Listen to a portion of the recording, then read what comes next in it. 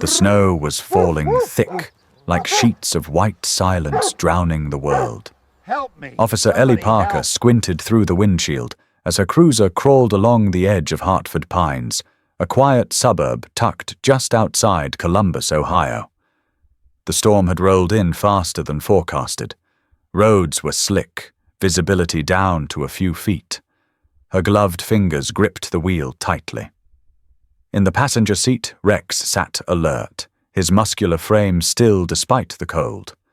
German shepherds like him weren't fazed by weather, but there was something different tonight.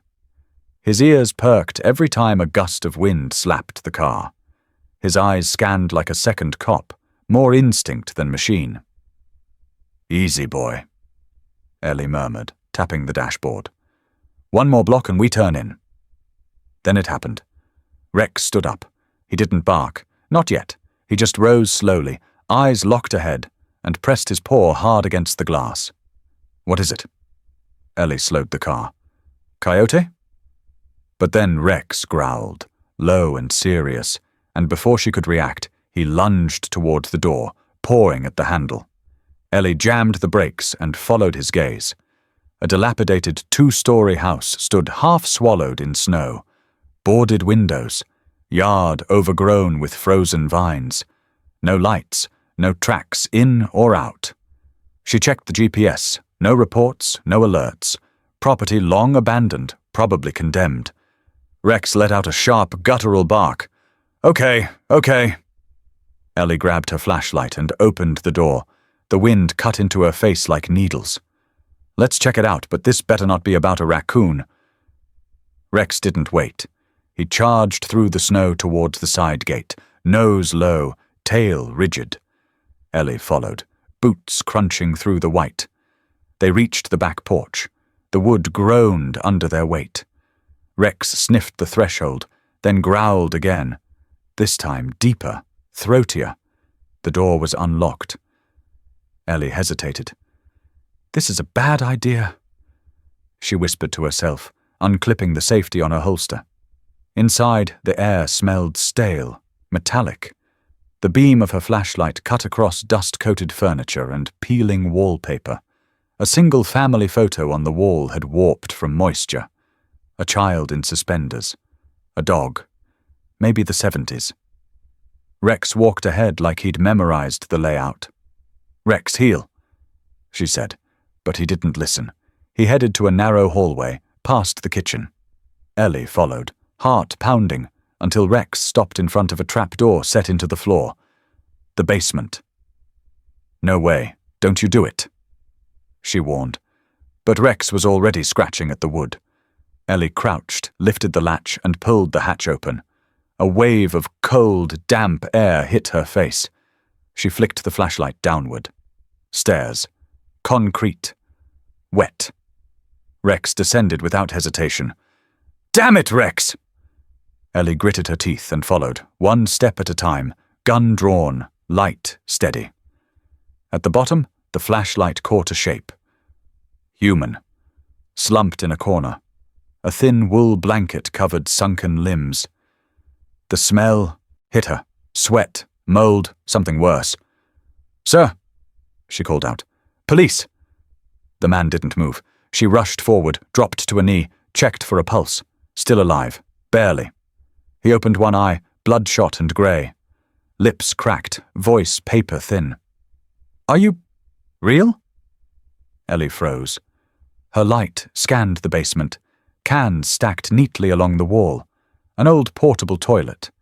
Chains, some snapped, some still bolted into the wall. This wasn't just someone who fell and couldn't get up. This man had been kept here, held. How long? She pulled out her radio. "Dispatch, this is Officer Parker. I have a 1054, male, mid-70s, possibly non-verbal, underweight, and possibly abducted. Request medical, backup, and crime scene." Then Rex barked. A sharp, jarring bark, not at the man, at the ceiling corner. Ellie turned. Her light caught a small, barely visible red light, blinking in the shadows. A camera. She stepped toward it. The blinking stopped. Live feed. Someone had been watching, someone knew they were here, and now that someone was watching them no longer. The man gripped her wrist. His fingers were bone. "Don't let them take me back," he rasped. Ellie looked down, her breath caught. Rex stood guard between them and the stairwell. Every hair on his back was standing up. Someone else was in the house. The floor creaked above them. Ellie steadied her breath and raised her firearm, motioning Rex to stay low. The old man, hollow-eyed, trembling, was trying to speak, but the words crumbled in his throat. Rex shifted his position, planting himself between Ellie and the narrow staircase, his body tense like a spring. "Stay with him," Ellie whispered to Rex, then climbed halfway back up the stairs. The door above was still cracked open, snowflakes drifting in. The hallway light, flickering. But no sound now. Just the deep silence of a house pretending it had never screamed. She reached the top and swept left, then right. Nothing. She eased into the hallway, ears tuned for the faintest creak. The kitchen was empty. Front door still bolted. No fresh tracks in the snow outside the living room window. Was she imagining things? Back in the basement, Rex barked once. Not a warning, a call. She ran down. The old man was now trying to sit up. His hands shook. Rex nuzzled under his arm, supporting him gently. "Name," Ellie said. "Can you tell me your name?" A pause. Then, "George." George Lively. Ellie's stomach dropped. That name wasn't just familiar, it was headline familiar. "George Lively? You went missing 9 years ago?" The man gave a slight nod. I was walking home from my daughter's house. Then nothing. Just this." Ellie turned on her body cam, keeping it angled wide. "George, do you remember who took you?" His eyes darkened. "A man, with a badge. But it wasn't a real one." Rex growled, low and cold. Ellie looked back toward the stairs. It wasn't over. She called in again for backup, this time adding urgency to her tone. "We have a confirmed kidnapping victim, possibly held for years. Request immediate medical and tactical support." George's head dropped. There were others. "I heard voices sometimes, screaming." "How many?" she asked. "I don't know, at least 2 others." Then silence. Rex suddenly jolted upright, nose in the air. He sniffed, turned to the back corner of the basement, and began pawing at a stack of drywall boards. "Rex, what is it?" She helped him move one of the boards aside, and behind it she saw the outline of a false wall. Light shone through a hairline crack. "Oh, God," Ellie whispered. Rex pawed the seam. Ellie stepped back and kicked the panel in with one strong blow. Behind it, a narrow crawl space, just 3 feet wide. Cold and black. She aimed her flashlight inside. A mattress, chains, a journal, empty food containers, years old. One wall covered with a pattern of tally marks, hundreds of them. One for each day? Then came the voice. Not George's, from behind them. "I didn't think you'd find him so soon." Ellie spun, gun raised. A man stood at the top of the stairs. Mid-50s, snow on his shoulders, dressed in a postal worker's uniform. But his stance, too casual. No mailbag. "I said don't move." The man smiled, calm. "It's okay. I'm not here to hurt anyone. Hands where I can see them." He slowly raised his hands. "I'm a neighbor. Name's Dale. I saw the door open, figured I'd check." Rex barked. Twice. Ellie narrowed her eyes. "You live nearby?" "Next house over. Been there 20 years. Never seen this guy before." He nodded toward George. "That's funny," Ellie said, stepping toward him. "Because George here says he was taken by someone flashing a badge, and you don't look surprised to find a man chained in your neighbor's basement." Dale's expression didn't change, but his eyes twitched. I said I'm not here to hurt anyone. Yeah, Ellie replied, but you are here to lie. Rex lunged. In a blur, the shepherd pinned Dale halfway down the stairs before the man could grab the knife hidden in his coat. Ellie kicked it away and cuffed him, pressing him hard against the wall. You've got a lot of explaining to do, she muttered. Dale smirked. You think I'm the only one? Sirens began to echo outside. Red and blue lights flashed against the snowy walls. You have no idea what you just opened, Dale whispered. But Ellie did. She looked at Rex, whose fur bristled with tension but eyes held steady. This was bigger than one man in a basement. It always had been. The ER lights buzzed overhead as Ellie leaned against the cold white wall, arms crossed, watching through the glass as doctors tended to George. His vitals were stabilizing, but his eyes kept flickering towards the door, scanning for threats that might return. Even with 3 officers stationed outside the room, he flinched at every set of footsteps. Rex lay on the tile at Ellie's feet, head resting on his paws, but his ears twitched every time a nurse walked by too quickly. He was watching, listening, waiting. Long night, said Officer Maya Chen, approaching with 2 coffees in hand. Ellie took one gratefully. Long week, and it's just Wednesday. Maya nodded toward the observation window. Is he saying anything else? Bits and pieces, nothing clear, still foggy. But the neighbor Dale, he's not just a creep with bad timing. Records show he worked security for a biotech firm that shut down 6 years ago. Maya raised an eyebrow. Let me guess, same time George disappeared? Right on the nose. Before she could say more, Rex's head shot up. He let out a short, tense bark and rose to his feet.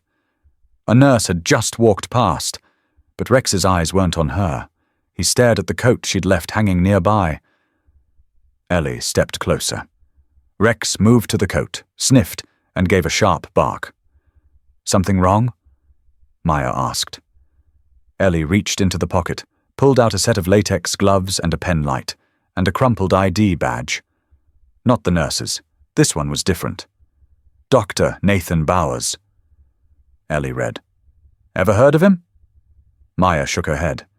Not in the department. Ellie turned the badge over, a dried red-brown smudge on the plastic edge. Is that blood? Maya whispered. Rex growled quietly. They bagged the ID for evidence, then replayed the security footage from earlier that evening. The camera above the ER entrance flickered with poor quality, but frame by frame, Ellie caught a moment where someone in a dark coat brushed against George's gurney. The badge fell from his sleeve and tumbled under the bed. The man walked out before anyone noticed. Damn, Ellie muttered. That wasn't just a neighbor trying to cover his tracks. Someone else knows George is alive and wanted to know what he remembers. She turned to Maya. Pull the footage from the ambulance entrance and get someone from Internal Affairs to check all recent visitors at County General. Maya blinked. You think someone on the inside? I don't think anything yet, Ellie said, but Rex does. The next morning, back at the precinct, Ellie sat in the briefing room with Captain Hernandez, Mason Brooks, the former K-9 handler who once trained Rex, and a representative from the FBI's Missing Persons Unit. George Lively's reappearance opens up a can of worms, said Agent Larissa Monroe, clicking her pen. His case was tagged as closed, assumed deceased. Clearly not, Ellie said. And it wasn't just a kidnapping. That basement had 2 separate holding areas, one hidden behind a wall. You think there were other victims? Hernandez asked. George says he heard screams, multiple voices.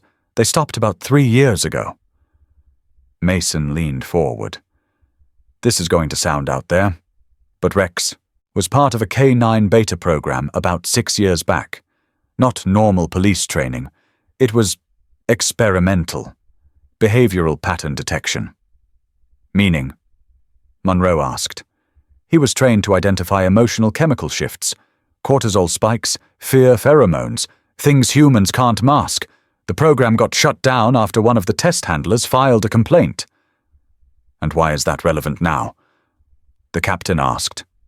Because the last time Rex responded this strongly, Mason said, was when a kid went missing in Cincinnati. Similar setup. Abandoned property, no clear suspects. Case was dropped after 3 weeks. No body, no answers. Ellie stared at Rex, now sitting quietly in the corner, eyes alert, waiting. "Bring me that case file," she said. Monroe folded her arms. "And if it links? Then this goes deeper than one man in a basement." Ellie said, "It means someone's been hiding victims for years, under our nose." Back in her cruiser that night, Ellie stared through the windshield, rain now replacing snow. Rex sat beside her, eyes on the road. She reached into the glove box and pulled out the old badge again. "Dr. Nathan Bowers, if you're watching us now, we're coming." Rex growled in agreement. Then suddenly he sat up straighter. He began to bark, fast, urgent. A car had pulled up across the street. No headlights, just idling. Ellie reached for her radio, but by the time she turned back, the car was gone. Vanished, just like before. The next day broke grey and tense. Snow had melted into slush, pooling in gutters and turning alleyways into icy traps. Ellie pulled into the narrow driveway of the abandoned house once more, flanked by 2 cruisers. The scene had been taped off, but the door was ajar. Crime scene techs moved like ghosts through the house. The basement reeked of mildew and old secrets. Still, something felt off, as if the silence itself was hiding something more. Rex didn't hesitate. He bolted past the yellow tape and down the basement stairs, nose to the ground, tail rigid. Ellie followed, heart thudding. "Find anything new?" she asked the tech by the crawl space. "Not since yesterday. Just that tally wall and the mattress. Everything else has been bagged, but your partner's acting like there's something we missed." They all turned as Rex started pawing at the baseboard near the furnace. His bark was sharp and focused. Ellie dropped to her knees and pressed her fingers to the wall. "Loose." She grabbed a crowbar from the toolkit and wedged it behind the wood panel. One pull and it popped free. Behind it, wrapped in plastic and duct tape, was a worn red notebook. It was thick, handwritten, pages dense with block letters and erratic symbols. Ellie flipped through them. Dates, places, initials, some kind of ledger? A tech glanced over. Or a journal. One page had a name underlined 4 times. N. Bowers. She scanned quickly. The name appeared again, scrawled beside. Words like dosing protocol, beta subject transfer, and ML recovered? Her stomach turned. She turned to Rex, who sat still now, his eyes locked on hers. "You knew." Back at headquarters, Monroe was waiting in the war room. Ellie tossed the notebook on the table. "Found it behind a false panel. Whoever ran that basement kept notes, detailed ones." Monroe flipped through the book, scanning the scribbles. "We'll need a cryptographer. Some of these symbols look scientific. Maybe neurochemical. You see this?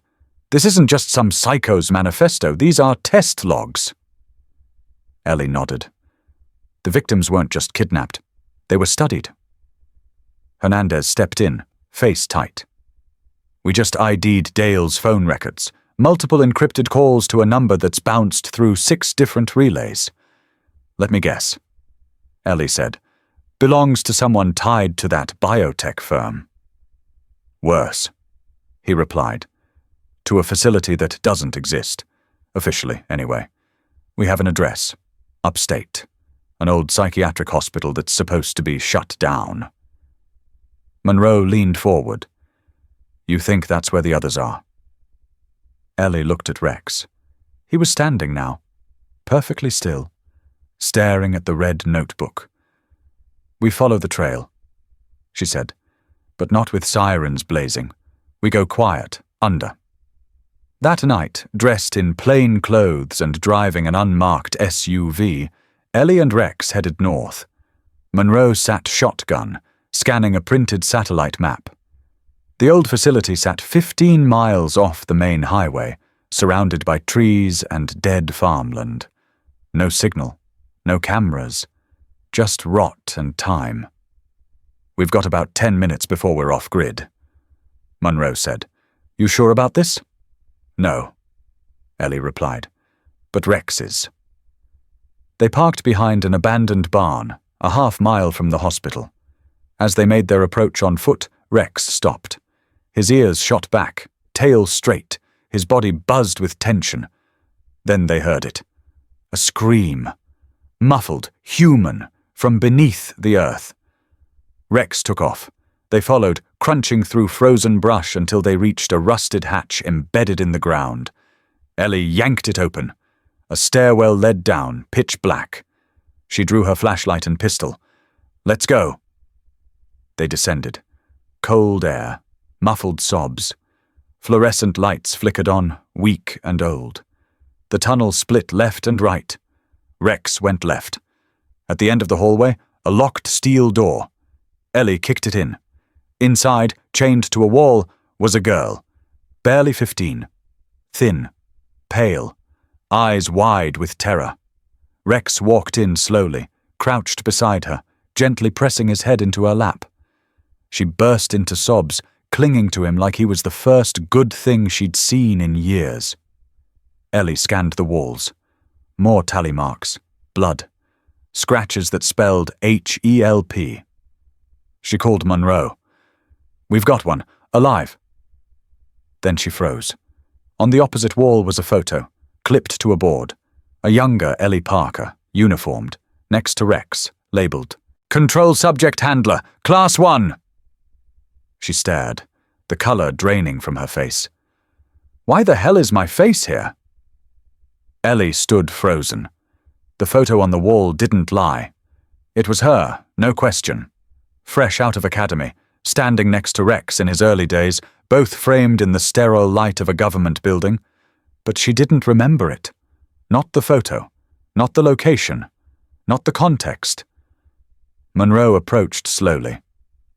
Ellie, is that you? Ellie nodded, voice tight. I think so, but I don't remember ever being part of a classified project. Are you sure? Monroe asked. Because your file just showed up on a closed database linked to the failed K-9 neurobehavioral trials, codenamed Project Scepter. Project Scepter? Ellie echoed. What the hell is that? Monroe was already typing into her tablet. It was shut down 7 years ago, supposedly scrapped after accusations of psychological manipulation and experimental conditioning on both handlers and animals. It was red-flagged by the Senate Oversight Committee, then buried.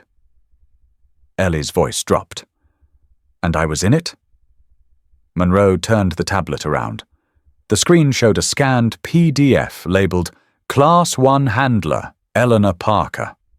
The subject line underneath, selected for emotional compatibility sync test. Below that, a reference ID, same ID that was on the photo beside her and Rex. They paired you intentionally, Monroe said quietly. Not just for K-9 duty, for behavioral syncing, emotional mirroring. But I never consented to that, Ellie said. They said Rex was just a promising German shepherd with solid scent training. Monroe narrowed her eyes. You ever notice he reacts before you say a word?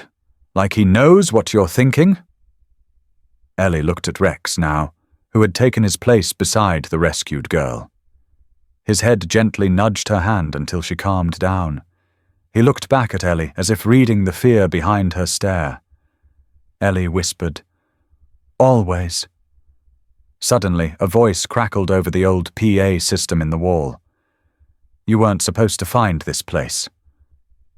They all froze. The girl whimpered and covered her ears. Turn around and walk away, Officer Parker. You dig deeper, you won't like what you find. Ellie stepped to the intercom speaker. "Who are you?" Silence. Then a laugh. "You already know." Monroe pulled out her phone. "We need backup now. Tactical. Quiet entry." "No," Ellie snapped. "We're already inside. If they know we're here, they'll wipe it." "You want to go deeper without knowing who's behind this?" Monroe asked. "I already know who's behind it," Ellie replied, jaw tight. "The program didn't shut down. It just went dark." In the far corner, Rex barked twice, low and urgent. He was staring at a sealed door beyond a stack of medical crates. Ellie ran over, pushed the crates aside, and opened the latch. Behind the door, a wide room with low, humming lights and rows of kennels. But these weren't ordinary dog kennels. These were reinforced metal plate cages. Every cage was empty, except one. Inside, a German shepherd. Emaciated. Pale eyes, scarred snout. The dog saw Rex and growled weakly, then stopped. Rex didn't growl back. He approached the cage slowly and sat down, head bowed. Monroe stepped forward. "What is this?" Ellie found a logbook near the cage. The label read, "Subject K9 Delta, Cognitive Dissonance Rejection Case, Transfer Pending Termination." She turned the pages, heart dropping with each line. Behavioral logs, conditioning failures, punishment routines, emotional tests, all signed off by the same name, Dr. Nathan Bowers. They were trying to copy Rex, Ellie said quietly. But it didn't work. Monroe scanned the page. They kept this one alive. As a backup? Suddenly, the overhead lights cut out. Emergency red strobes kicked in. The intercom buzzed again. "You should have left." Rex growled, low and dangerous. Then came footsteps. Multiple. Boots. Fast. Closing in. Monroe drew her sidearm. "We need to move now." Ellie grabbed the girl, held her close. "Stay with us. We're getting you out." Rex took position at the front. The moment the door burst open, he launched forward, teeth snapping, taking down the first armed man before he even aimed. Monroe fired 2 clean shots into the next figure's leg. Screams echoed. Ellie pushed forward with Rex at her side, moving fast down the corridor. Smoke grenades hissed behind them. They didn't look back. They reached the top hatch and burst out into the frozen night. Flashlights cut through the trees. Backup had arrived. FBI TAC teams pulled them to cover, securing the hatch. Monroe barked orders while Rex stood guard over the girl, never letting her out of sight.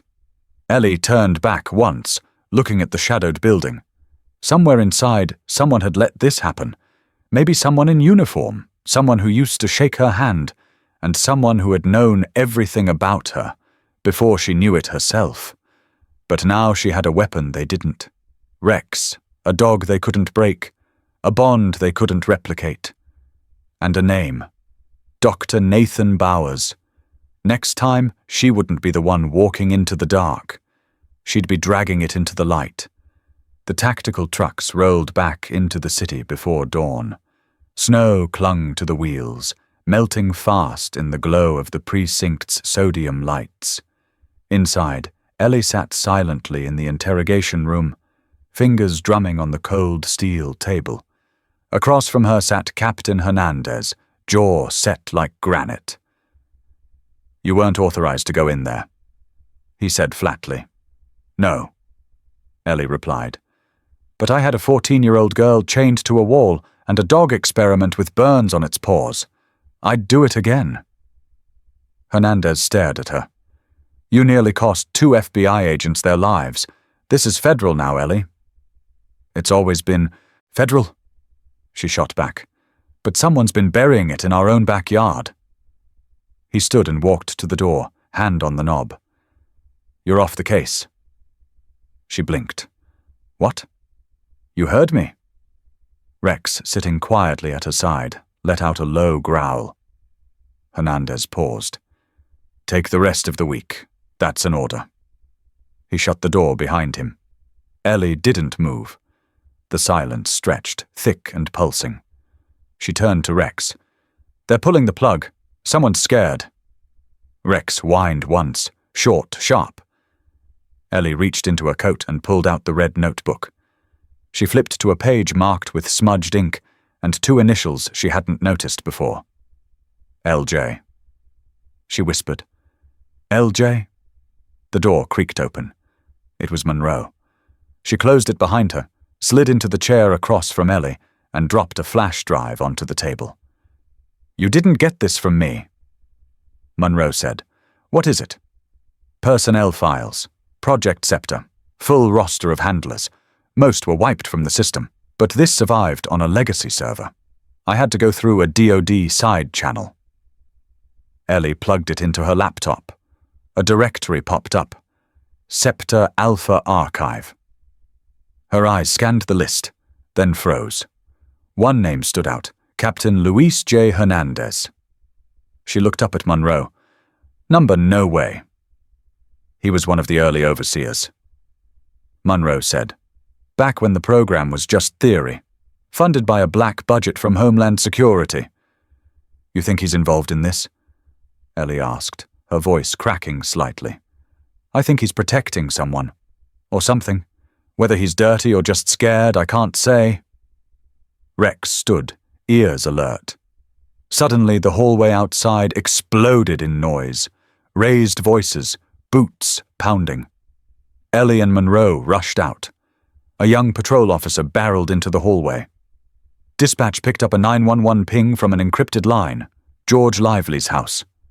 "What?" Ellie said. "He's under witness protection." "Was," the officer corrected. "He's gone. So's the neighbor, Dale Vickers. No sign of struggle, no forced entry." Ellie turned to Rex.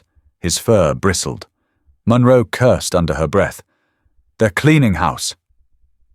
Ellie didn't wait. She sprinted to her cruiser, Rex at her side. They reached George's home in minutes, but the scene was too neat. No blood, no glass, no signs of a fight. Just the faint, unmistakable smell of antiseptic. Ellie walked through the back door, into the kitchen, where a kettle still sat on the burner. Warm. Rex growled and bolted down the hallway toward the bedroom. Ellie followed.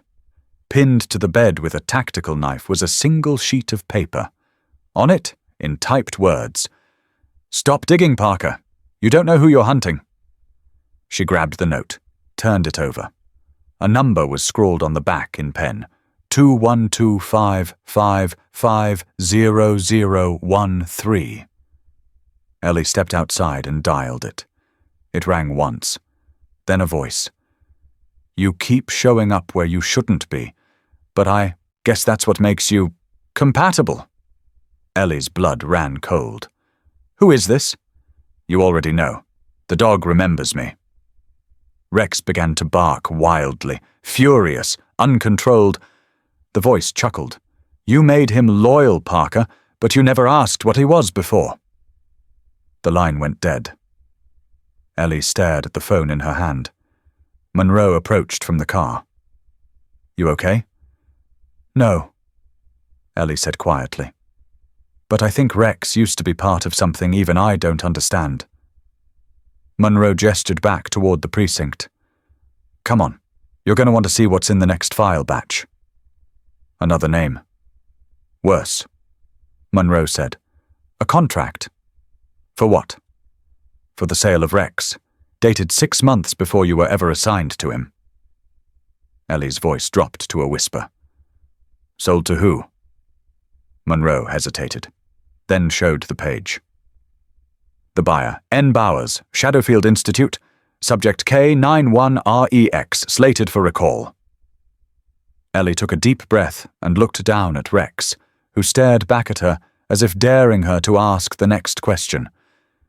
"Then we fight," she whispered. "We fight until every piece of this comes out." Ellie paced Monroe's living room, lit only by the bluish glow of a single desk lamp. Files were scattered across the table, printouts, scanned receipts, contracts with half-erased government seals. And in the middle of it all, the sale document for Rex. Rex lay curled near the front door, eyes never fully shut, ears twitching at every creak. Monroe set down a fresh cup of coffee. "You're not sleeping." "Would you?" Ellie said, not looking up. "He was sold, Monroe, before I even met him. They paired me with him knowing I'd get attached, knowing it'd keep him loyal." Monroe leaned on the edge of the table. "What they didn't count on was Rex choosing you." Ellie finally looked up. "That voice on the phone, he said Rex remembers him. So they're activating something, triggering old commands, maybe." Ellie shook her head. "He's not a machine. No, but whatever Bowers did to him, it might still be in there." Just then, Rex stood. Not suddenly, but with purpose. His head turned toward the front window. He growled. Ellie moved fast. She snapped off the light and grabbed her weapon. Monroe pulled the curtains slightly. Black SUV, no plates, idle at the curb. Ellie whispered, "It's too early for surveillance." Monroe grabbed her go-bag. "We need to move, now." Before they could, a quiet chirp echoed through the room. Then a low whir. The thermostat screen turned red. "What the hell is that?" Monroe asked. "Remote access," Ellie muttered. "They've got the house." Rex lunged, knocking Ellie out of the way just as a small glass sphere broke through the front window. Smoke hissed out immediately. Dense, white, smelled sweet. Ellie gagged, grabbed her bag, and reached for Rex's collar. But he was gone. She screamed, "Rex!" Monroe kicked open the back door and dragged Ellie outside, coughing. The SUV peeled off. Rex was in the back seat. Gone. Ellie didn't stop moving. "Get the car." 2 minutes later, they were speeding down the side streets, headlights off. Ellie drove with wild eyes, jaw clenched. "They took him. They knew exactly where we were." Monroe tapped on her tablet. Thermostat was hacked from a dummy IP tied to a ghost server. The recall wasn't a theory. It's in motion. They traced the SUV's direction to an old airfield 20 miles out. The tower was gutted, but hangars stood like empty shells. As they approached, Ellie cut the engine. They walked the rest of the way. Inside the largest hangar, lit by portable lights, stood a surgical table, a mobile server rack, and rows of locked crates. Scientists moved quietly, guarded by 2 men with ARs. In the center of the room was Rex, strapped to a steel gurney, wires attached to his chest, a headset mounted to his skull. Ellie's blood froze. A voice echoed from above. "I warned you, Parker." She turned. A tall man in a black coat stepped down the metal stairs from the catwalk. Dr. Nathan Bowers. He looked older than his photo, but his eyes burned with the same cold intensity. "You don't know what he is," Bowers said. "Rex isn't a dog. He's a key. He can detect biochemical variants in human emotion, lies, fear. He was designed to pair with someone broken." Ellie raised her weapon. "You think I'm broken?" "I think that's why he bonded to you so deeply. He was supposed to sync to someone. Predictable. Instead, he got something real. That's a flaw, not a feature." Rex's eyes opened, groggy, confused. He locked eyes with Ellie, then snarled. "No," Ellie whispered. Bowers smiled. "He remembers the training, the control words. It's all still in there." He turned to Rex. "Execute. Handler override. Protocol Echo 9. Rex stood, shaking, eyes clouded. He stepped off the table, wires tearing from his chest. Ellie lowered her weapon slowly. "Rex," she said, voice low, pleading. "It's me. Ellie, your partner." Rex growled, shoulders tensed. Bowers watched, triumphant. Rex took 1 step forward, another. Then he stopped, looked back at Ellie, and turned to Bowers. He lunged. The scientist screamed as Rex tackled him, teeth tearing into the coat. Security moved, but Monroe fired 2 warning shots. Chaos erupted. Ellie rushed forward, grabbed Rex's collar, pulling him back, blood on his snout, but his eyes clear now. "Good boy," she whispered. "You remembered." Rex licked her cheek, tail thumping. Sirens wailed outside. The FBI had arrived. Monroe turned to Ellie. "Looks like someone leaked the location." Ellie raised an eyebrow. "You?" "No," Monroe said, smiling. "Rex, I let him keep the GPS collar." Outside, officers stormed in and took Bowers into custody. Rex walked beside Ellie, calm and steady. He was no longer just a tool. He was a survivor. And now, the real story was just beginning. The precinct was on lockdown. Ellie sat in the conference room surrounded by monitors, cables, and a war room setup Monroe had put together with what little tech clearance she still had. The door was closed, the glass windows covered in brown butcher paper to keep the press and other officers out. Word had gotten out about the airfield raid, and so had speculation. Across the table, Rex lay on a thick blanket, his fur still damp from the snow, his eyes watching the screen as if he too understood what was at stake. On the main monitor, a series of low-res files played one after another. Bodycam footage, facility schematics, old experimental logs. "What are we even looking for?" Ellie asked. Monroe didn't look up from her tablet. "Evidence they can't erase. Something personal. A mistake. People always make mistakes." Ellie rubbed her face. "He nearly attacked me back there, Monroe." "He didn't. He stopped. But he could have killed Bowers. And yet," Monroe said, pointing at Rex, "he didn't. That wasn't programming. That was choice." Just then, a new file popped up, labeled K91REX_DEEPTEST_FINAL. Monroe clicked it. The video was grainy, a laboratory A-handler, face obscured, giving commands. A much younger Rex sat muzzled and trembling, surrounded by flashing lights and a low-frequency hum that made Ellie's skin crawl even through the speakers. The handler gave a single command. "Target." The door opened. A man in civilian clothes entered, nervous, shifting his weight. The handler said, "Aggression test. Scenario 2, civilian deception. Engage on facial stress cues." Rex watched the man. His ears tilted forward. Then he lunged. But he didn't bite. Instead, he pinned the man down and barked, fast and sharp, like he was calling for help. The screen went black. Ellie leaned forward. He refused. Monroe nodded. They tried to turn him into a weapon, but even back then, he chose differently. Ellie stood, adrenaline kicking in. "We need more of that footage. It proves he was resisting their commands from the start."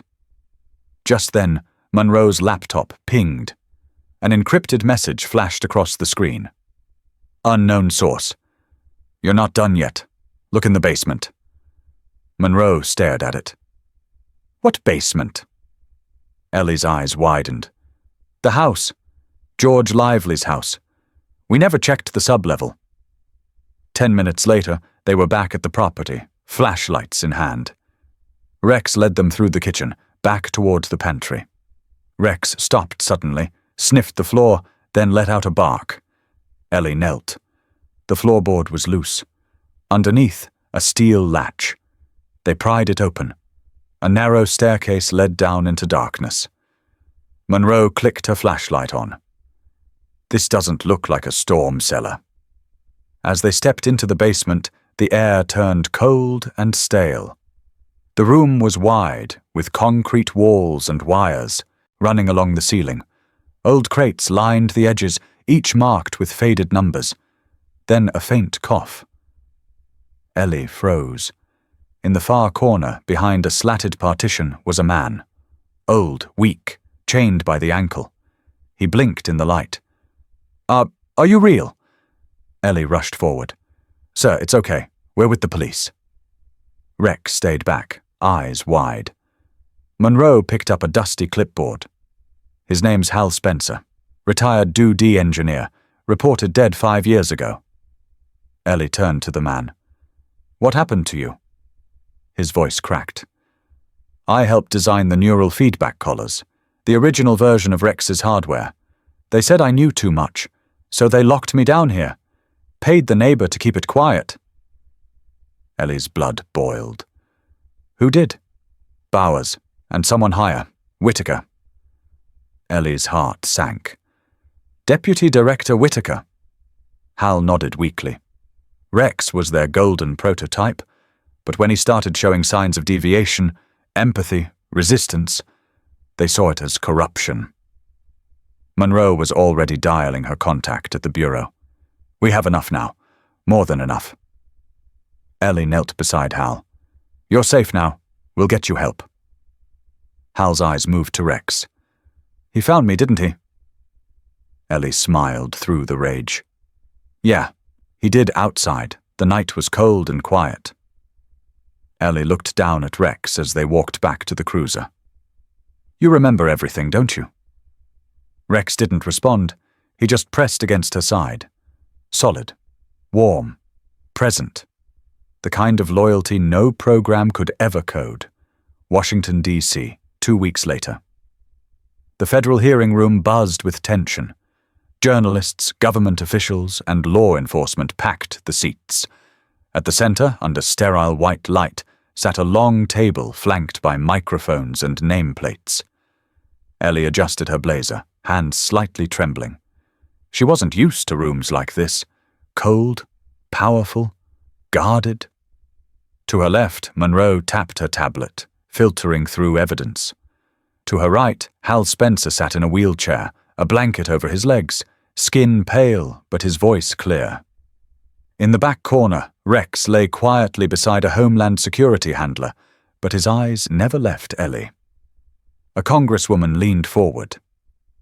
Agent Parker, we've reviewed your field reports, but what we're asking now is simple. Was there ever a moment you believed Rex posed a threat to public safety? Ellie took a breath. No, she said. Not even when he was forced into it. He never chose harm. He chose restraint. He chose people. A senator raised an eyebrow. And yet this dog, German Shepherd, Ellie corrected, was outfitted with experimental tech, psychologically manipulated, and nearly executed for having a conscience. There was a ripple of whispers. Monroe leaned in. Play it. The screen behind them flickered to life. A grainy clip from the recovered lab footage, Rex refusing a false command. His growl. His restraint. Then, the video cut to a still frame. Rex sitting beside Hal in the basement, visibly protective. This is your weapon, Monroe said, addressing the room. This is the so-called corrupted prototype. Hal's voice wavered but held strength. Rex was never a failure. He was the warning. He evolved. Another senator spoke, skeptical. And yet the entire program was green-lit by high-level clearance. Are you suggesting collusion? Hal looked him dead in the eye. I'm suggesting Deputy Director Whitaker knew everything. He pushed the recall order, he buried the whistleblower reports, and when the prototype began showing signs of autonomous emotion, he ordered a complete purge of the research, starting with me. The room fell silent. Another congresswoman frowned. Do you have proof? Hal nodded to Monroe. She loaded the final piece, an email trail. Memos between Whitaker and Bowers, directive language, project code names. The last subject line read, Reassign handler, eliminate subject. Gasps broke out across the chamber. Ellie stood. They were going to put Rex down, not because he was dangerous, but because he didn't follow orders like a machine. The chairman banged the gavel. We've seen enough. Agent Parker, thank you. Mr. Spencer, your bravery is noted. We'll be moving this to a criminal investigation immediately. As they exited the chamber, a crowd gathered outside. Cameras flashed. Reporters swarmed. Ellie blocked the noise, heading straight for Rex. He stood tall, tail wagging slightly. He pressed his head against her hip. They heard you, buddy, she whispered. Suddenly, a young girl pushed through the crowd, maybe 10 years old, holding a hand-drawn sign. Thank you, Rex. She held it out shyly. Rex approached and sat. She crouched, hugging him tightly around the neck. Everyone watched, not a dry eye in sight. Later that night, back at a quiet hotel overlooking the capital, Monroe set 2 glasses on the table. Whiskey, finally earned. You know this isn't over, she said. Ellie nodded. Whitaker still has friends, but not in the shadows anymore. Ellie looked down at Rex. He saved a life, then another, then mine. You gonna retire him? She shook her head. Not a chance. He's just getting started. Rex perked up, as if understanding, then turned to the window, watching, waiting, ever alert, always ready. The courtroom lights faded behind them. Ellie, Monroe, and Rex stepped into the grey morning mist of D.C., the kind that lingered long after the headlines burned out. The Whitaker investigation had exploded nationwide. Former allies turned on each other. Arrests were made. Funding was frozen. But something more important had been restored. Truth. The media swarmed Ellie for days, but she stayed quiet. It wasn't about her. It was about the dog who had refused to obey a broken system, the one who chose humanity over programming. 2 weeks later, Ellie returned to Ridgepoint, the small town where it had all started. She pulled up to a community center tucked beside the woods. Children were running on the field. Volunteers were unloading supplies. A banner hung across the entrance. Ghost Initiative, protecting K9 heroes, one story at a time. Rex hopped out of the car before Ellie opened the door, tail high, sniffing the wind. He knew they were home. Inside, rows of families sat listening to stories from veterans, officers, and former handlers, each recounting the bonds they had built with their canine partners. Some told tales of heroism, others of heartbreak. But all of them shared one message. Loyalty doesn't need words. Ellie took the mic last. She didn't stand behind the podium. She sat on the floor next to Rex. This is Rex, she began. You probably know him as the German shepherd who found a missing man in a basement and exposed a national cover-up. But I don't want to talk about that today. I want to talk about the day I met him. She paused, running her fingers through Rex's thick fur. I thought I was rescuing a dangerous animal, but what I found was a survivor. A dog who had been lied to, trained to obey without question, and then betrayed for refusing to hurt people he was supposed to protect. Murmurs swept through the crowd. He didn't save that man in the basement because of orders. He did it because it was right. And that's what makes him more than a dog. That's what makes him a partner. The room went still. A boy raised his hand. Is Rex going to be okay now? Ellie smiled. He's more than okay. He's where he belongs. Applause broke out. But Rex didn't react like a show dog. He just sat there, tail brushing Ellie's side, eyes scanning the room like he always did. Quietly watching, always present. Later that afternoon, Monroe joined Ellie under the oak tree beside the center. You're really staying here? Monroe asked. For now. Ghost Initiative's growing. Families are reaching out. These dogs deserve more than a number and a file. They deserve names and stories. Monroe handed her a tablet. One last file. FBI dropped it this morning. Ellie scanned the screen. It was a list of K9 units previously marked for decommission. Some were still active. Others hadn't been so lucky. She sighed. We've got work to do. Always. Just then, Rex barked once, sharp, alert. From the woods behind them, another car was pulling up. An elderly couple stepped out, followed by a young girl gripping a worn plush toy in the shape of a German shepherd. The girl ran straight to Rex. He's the one, right? She asked breathlessly. The one from the news? Ellie nodded. That's him. The girl knelt. Hi, Rex, you saved people. I want to be brave like you. Rex lowered his head gently against her shoulder.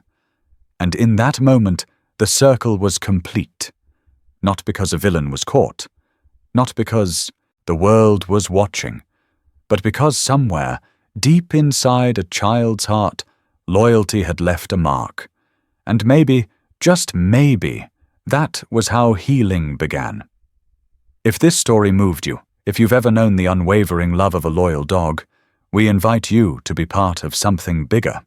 Follow the German Shepherd channel, share your own story, and help us protect these incredible partners who give everything for us, sometimes even when we don't deserve it. What's your story with a loyal pet? Tell us below, join the movement, and never forget, some heroes have paws.